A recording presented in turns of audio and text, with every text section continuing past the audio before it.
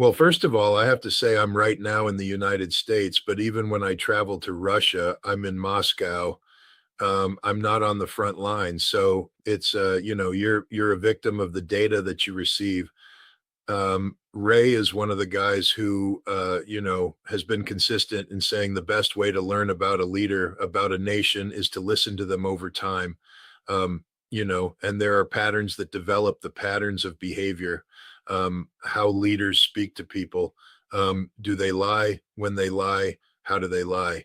And I've been applying that to Vladimir Putin. And I'm not going to sit here and say he's perfect, but Vladimir Putin, when he speaks to the Russian people, is honest. That's my experience. He doesn't straight out lie to them. Is he capable of softening a message, or softening a blow, or overemphasizing a point? Sure, all politicians do that, but he doesn't straight out lie to the Russian people. And so when Vladimir Putin, and understand also that when Gerasimov, the chief of staff of the armed forces, commander in chief of the Russian armed forces, military commander in chief, when he makes a presentation to the president, that presentation has likely been drafted, and a copy sent to presidential administration, reviewed. The president gets pre-briefed on these points.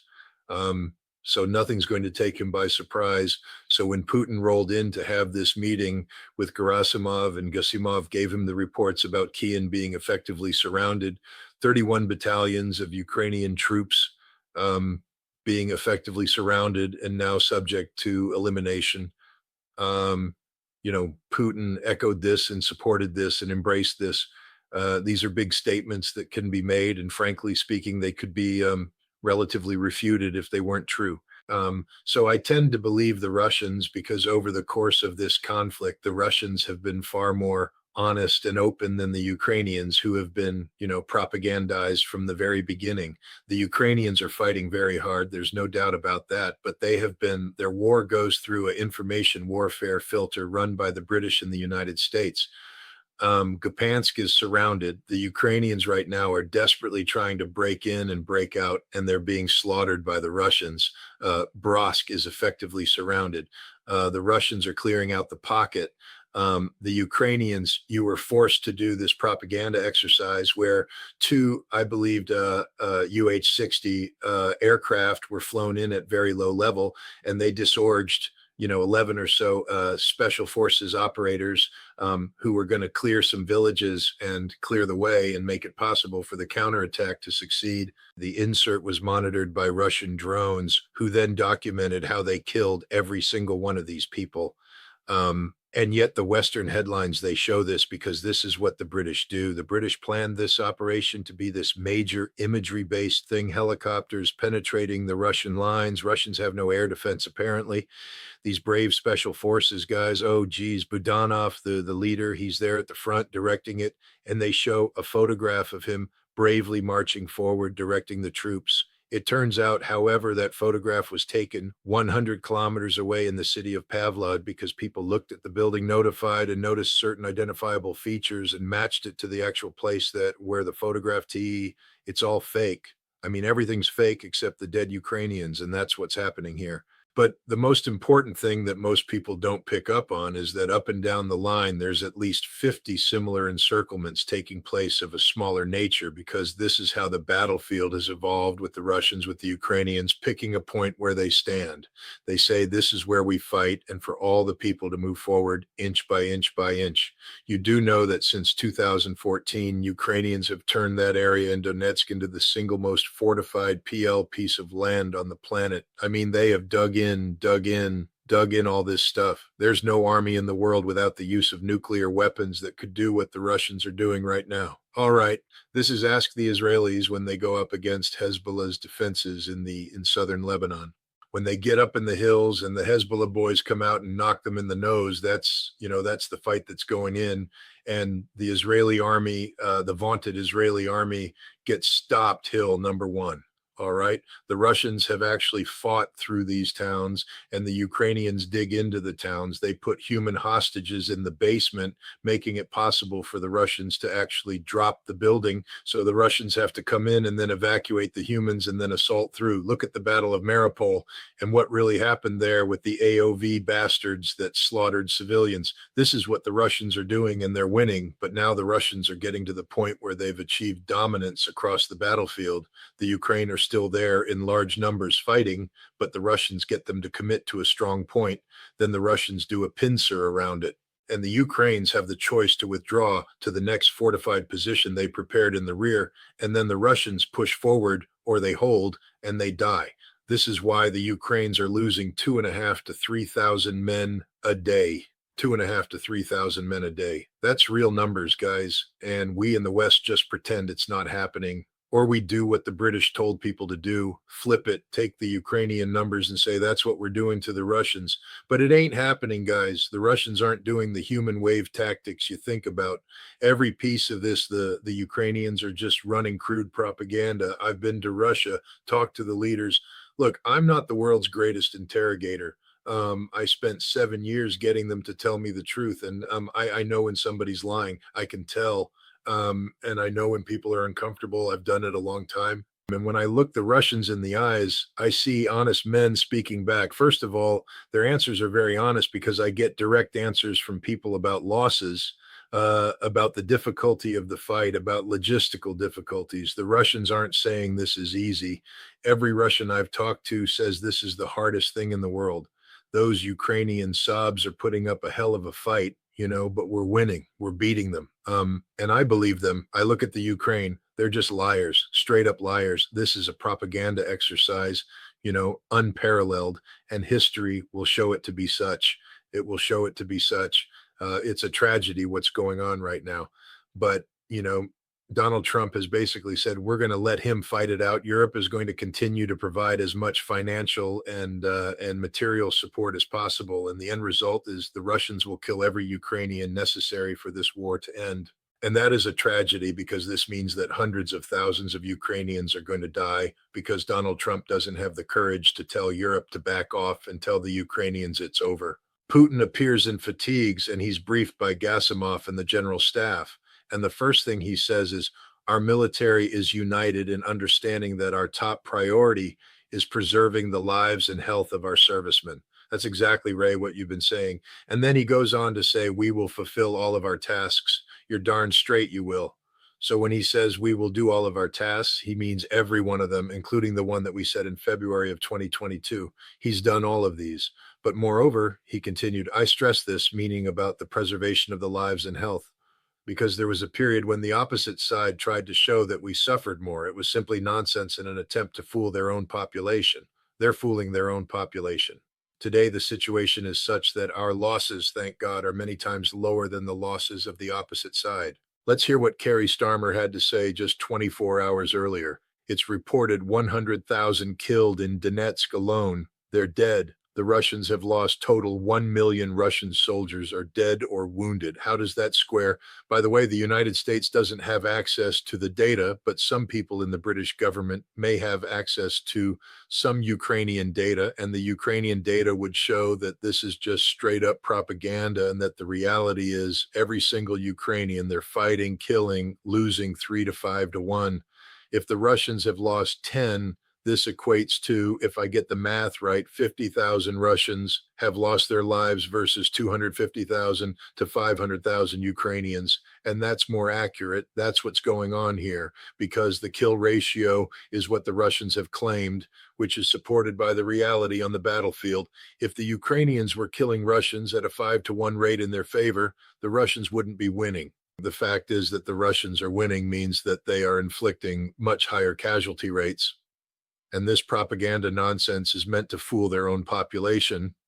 And unfortunately, it works because most people aren't paying attention. And I want to bring something else up. Putin's been saying this over and over again, is Russia is not mobilizing. Russia has only signed up soldiers on a volunteer basis. Only people, they're deployed military in the special military operation, sign a contract like we do. They call them contract soldiers. We call them volunteers. But what does everybody who joins the military today do? They sign a contract with the military. It's the same concept. And so they're able to recruit people in a time of war to do the fighting. And how many troops do Russia have deployed in the area? A little under 800,000. So basically, it's a one-to-one operation with the Russians and Ukrainians on the front line. If you study warfare, you know that you need to carry out effective offensive operations 3-to-1. And if you're carrying out offensive operations against a heavily fortified position, 5-to-1, and you're going to lose a lot of guys. Well, the Russians aren't losing a lot of guys comparatively. They're assaulting the most heavily fortified positions known in the world, and they're beating the enemy at a 1-to-1 ratio. So because the kill ratio is 12-to-1, 15-to-1 in some cases, some people would say 36 to 39-to-1. I mean, that's what the dead body exchange rate is. I think that might be a little high, but the bottom line is normally when you're going to lose 3-to-1, meaning 3 Russians to 1 Ukrainian in an assault. Here we have the Russians attacking the most heavily defended space in the world, and their kill ratio is 12-to-1, 15-to-1, 20-to-1. Why? Because they're winning, because they're doing it their way. They're doing it with their algorithm. And this is a war of attrition. The job is to kill as many Ukrainians as possible. And they've done it. Ukrainians are running out of manpower. Russia's not running out of manpower. The Ukrainians have to bring in weapons that NATO no longer has. Russia has actually drained NATO's arsenal, but the Germans just gave the Ukrainians 2 or 3 more Patriot batteries. They'll be dead by the month. Okay. That's how it works, guys. This war is over. First of all, I didn't say 3 weeks. I said about a month. But that turned out to be wrong, because I thought Russia was going to war. Russia's not at war. That's the other thing people don't get. This is a special military operation. If this was war, Russia would mobilize. Oh, and the biggest gift we gave Russia was compelling them to mobilize when they didn't want to, and suddenly finding out that about 60% of their mobilization facilities were run by corrupt individuals who hadn't stocked it properly. And what did the Russians do? They fixed everything. So today, if remember, NATO want to go to war with Russia today. If Russia said, okay, we'll mobilize, they can get 5 million guys up in arms in a month and a half, fully equipped, fully armed, organized into divisions, corps now with operational doctrine that reflects military reality, and they will roll over NATO like a hot knife through butter. You know what will NATO do? They can't. I told you the Germans are too busy, pissing their pants and eating, donuts and schnittli and pretzels. They don't want to fight. The Russians don't want to fight either.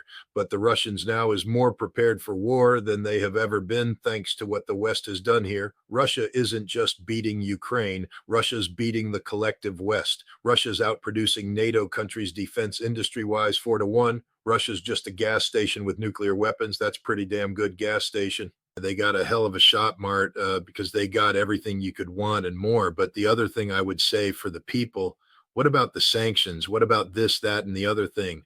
If Russia is a gas station, then they're the best damn gas station in the world, because that's what they do. Ask the Saudis every time they tried to have a little energy security crisis with the Russians, and they went up with them. We're going to squeeze them out of the markets. What happened to the Saudis? They surrendered because Russia does this better than Russia produces oil cheaper than anybody else in the world. When we pump oil out of the ground here, the best we can get in Texas, what $36 a barrel cost out of the ground. When oil's at $30 or $60 a barrel, you make $24 profit. Not enough. Russia pulls it out of the ground at $11.12 a barrel. And when oil's at 60, that means they're making a profit of over $40 a barrel. That's more profit than we make. So they don't have to sell as much oil to make as much profit as we do. And now, because of what we've done with the sanctioning, oil prices are going up, which means Russians have to sell fewer barrels to make the same amount of money. The people who encourage sanctioning of Russian energy are the dumbest people in the world. You don't want to take on the biggest gas station in the world when you're driving a Humvee out of gas on a highway in the middle of nowhere. And that's where the West is right now. First of all, we're not restarting nuclear weapons tests, so just stop that nonsense. Trump's tweet shows the ignorance of the man. He directed the Secretary of War to carry out these tests. Sorry, Secretary of War, not your bailiwick. It's not your portfolio. We have other agencies that do that, affiliated with the Department of Energy and overseeing our nuclear weapons. The Secretary of Defense of War has nothing to do with that. We do subcritical tests. We've been doing subcritical tests for some time. So has Russia. So is China. These means that whatever we do, we don't get vision. So it's not a nuclear test. It complies with the test ban treaty, and we're going to continue to comply with the test ban treaty. What happened is that the president was informed that Russia did two nuclear tests, the Burevestnik and the Poseidon, that both were tests of a nuclear propulsion system. The Besnik, as the Russians apparently have done that, which we could not do. It's been taken a long time. 1957, I think, is when the initiating instruction was given to Russian Soviet defense industry to produce a nuclear-powered cruise missile. We started our own pro project around that time. We built a couple. They're dirty as hell. We fly them out and they just spew radiation. We said, my God, we can't do this. And so we stopped the Russians. They actually continued this.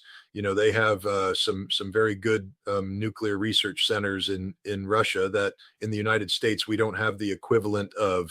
Yes, we have Sandia, we have Los Alamos, we have what the hell's the one in California? No, Lawrence Livermore. Yeah, and we got other, but the Russians have the one near Moscow that does mainly commercial work now. But they have another one. I think it was what was that name? Secret City Arzamov or Armov or Razimov or something, 116. What the bottom line is, they converted an old seminary into a nuclear research for their weapons program. And these guys have worked with the civilian guys, and they've produced apparently a clean nuclear reactor, small. And it basically generates heat, and then this heat will superheat air and do what a scramjet does. You superheat air, and then the expansion of the air propels the thing forever, because you're not running out of fuel.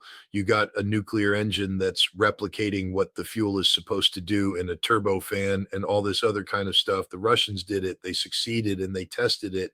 That same concept of a nuclear propulsion applies with the Poseidon drone. Drone is unpiloted vehicle. That's what a drone is, basically. It's a vehicle with no pilot. So it's going off either based upon pre-med or receiving communications from outside sources. These were the nuclear tests that the Russians did, and the president, because he's literally dumber than dirt, was told the Russians have done nuclear tests. So he said, well, we got to do our own nuclear test. And so what we're getting right now is a Minuteman being put into the test silo, I believe, at Vandenberg, and we're going to do a launch so we can say we tested our nuclear. Well, hell, we just did another test of the Trident D5s. The president's too stupid to realize we've been doing nuclear tests forever. We just did life extension tests on the D5s, popped off a number of them. So it's not like we've done, but now he has to declare it because he feels intimidated by the fact that Putin has now declared these two. What's the significance of this? Look, Ray was kind enough to publish something the other day about a conversation that Vladimir Putin had with journalists, Western journalists in 2016, where he basically said, you guys are too stupid to live. Do you not understand what's happening when you got rid of the ABM treaty? Which, again, Ray dating himself, I'll do it for him, 1972. Ray was there in Moscow when it was signed. That's something foundational treaty, because it recognized the fact that nuclear wars can never be won. Therefore, they should never be fought. Therefore, we shouldn't even bother trying to build defenses against nuclear weapons, because it's just stupid. People will build better offensive weapons. And yet the United States withdrew from the ABM treaty. And then we began to deploy systems, the GBI system in Greeley Air Force Base and Ground Base Intercept in Glay Air Force Base. Interesting movie just came out on Netflix. Can't remember the name of it right now. But it doesn't work, and it won't work. Every one of those missiles is handmade because the one before it had a problem. So they had to fix it. They're not in serial production. And then we started taking Aegis ashore. The Mark 41 system used to launch missiles, either Tomahawk missiles or SM-3, SM-6 anti-ballistic missiles or anti-air missiles. We put them ashore, one in Poland, one in Romania, and the Russians went, that's a little close to home. Then we started deploying Aegis ships around the Russian periphery designed to shoot down missiles. And we put in this missile defense thing. And the Russians went, that's not good, because even if it probably won't work, but if it does, it creates the perception that the United States could launch a preemptive strike against Russia, attempting to kill as many Russian missiles as possible and leaving the Russians to say, if we launch or the United States is going to shoot down most of them, we won't get the damage we want. Then we get a second and third strike from the United States that'll wipe us out. So the idea is to dominate the nuclear deterrence profile so that the Russians are in an inferior position and therefore not likely to start a fight. And Putin said, but that's not how we operate. So in 2016 said, we're going to start things. I can't tell you about them right now, but we're starting things. In 2018, he unveiled them, the Sarmat missile, heavily ICBM, which travels around the South Pole, not the North Pole. We have no early warning defense capability at all. Comes in, they could hit us. We'll never even know what happened. The avant-garde maneuvering hypersonic missile, it actually works, unlike anything we produce, which doesn't work. The avant-garde works. Gosh, he did. He talked about the Perezik, nuclear power cruise missile. People poo-pooed it because right after he advertised it, they had an accident in the north. 5 nuclear scientists died. That's, by the way, how we know so much about the propulsion system, because the Russians, in surprising fashion, actually identified who these scientists were and what part of the defense atomic agencies they worked for. And anybody with a brain on their shoulders reads their bios and reads their PhD dissertations and understands the research they're involved in. You go, oh, you just explained a lot about what's going on with Beer, Berenik, and then of course Poseidon. The same thing. He declared it's there. That was 200 what? 18. Here we are today. Sarmat's deployed, Avangard's deployed, Brevesnik and the Poseidon are now being deployed. That means the Russians have developed an arsenal of weapons that the United States has nothing to counter. Nothing. If Russia wanted to launch a first strike right now, they could kill hundreds of millions of Americans, and we couldn't do anything. We can't. That's the reality. Anybody who believes in the tooth fairy believes that our missile defenses work. They don't. We don't have the missiles to shoot down what the Russians are sending. We've got nothing. So the Russians are in an ultimate position of power. And people say that sounds scary to me. It should, because it was deliberately made this way by George W. Bush's decision to walk away from the ABM treaty, by all these decisions to move NATO east, by all these decisions to build up military forces on the eastern flank of NATO. All this led to the Russians saying, we have to take countermeasures. Now they have the countermeasures, and they have countermeasures that are superior to anything we have, and we have countermeasures. The only thing we have is the threat of unleashing hell on the Russians if they try to use it. But the reality is, if the Russians ever came to a point where they felt they needed to use these weapons to save themselves, they wouldn't hesitate, and we would all be dead in a couple hours. So people should be frightened by what's happening right now, because Trump is doing everything humanly possible to move the world closer to that point where the Russians feel compelled to take action, and we don't have the weapons to counter it. We don't. That's the reality. Anybody who tells you anything other than that is lying, straight out lying. The Russians have weapons we can't counter, period. End of story. There is no counter. There is no defense. There is nothing. And when the Russians demonstrated those weapons by both the Brevesnik and Poseidon tests, they were sending a message to the United States. It says, you want to play chicken, you want to play a game of nuclear brinkmanship, you're going to lose, because we have weapons you can't counter. And if you push us to a point where we feel our survival is threatened, we're going to use them, and you will lose. America will cease to exist. That's the message that Putin sent. And Trump, because he's too dumb to understand it, doubled down on stupidity. That's what's happening right now. Look, Europe is a bunch of caged chihuahua. They are incapable of doing anything. They're not even cute. It's an insult to Chihuahua. I mean, it's these are useless people, useless human beings. Um, I got to be careful what I say here because I don't like this guy. He's not. He doesn't know that of which he speaks. I mean, it'd be one thing if this guy was a military hero. This guy could do 5 push-ups. This guy could do anything. Look at his background. Look at his resume. Look who he is, and you'll know what I'm talking about. This is a guy that after he made this statement because of the press blowback had a nervous breakdown. He can't even flatten his own newspaper. These are people who are programmed to say the dumbest things at the dumbest time. This is like Tajikalis out there, our Russia. Russia needs to be broken up into tiny little states. That's the only way we're going to have peace. I mean, a little Baltic woman thinking she can break Russia. It's like Mark Rutte, a failed Dutch prime minister, suddenly, growing a pair. No, these people don't know these aren't the real deal. This isn't somebody who's been there, done that, got the t-shirt, understands the consequences of their words. These are fakes. These are fronts. These are, superficiality personified, coming up there saying things on cue because they're living off of a script actually written by the British. If you want to know, this is a script designed to keep Ukraine in the fight, keep the European Union relevant, keep NATO funded. In order to do this, you have to say the dumbest things because otherwise, if the truth comes out, come on, Belgium. They can't even make a waffle anymore. We make waffles better than they do, So these aren't serious people, and yet their words are paired on the media as if they're serious words. Belgium can do nothing. They can flatten nothing. They have no capability. NATO can do nothing. They can flatten nothing. NATO is only relevant with the United States, and the United States doesn't want to do anything. I want to remind you, while he's speaking about flattening Russia, the United States made the decision to withdraw from the Romanian theater of operations, where we have, the 101st Airborne Maintaining Brigade. We just sent elements of the 3rd Infantry Division in there. We're going to drop that number. It was 1,600. We're going to take it down to under 1,000. We're starting the process of withdrawing from Europe, not reinforcing Europe. So while Europe is speaking about building up this imaginary army, they'll never be able to fund or equip or do anything with. And who's going to fight in Germany?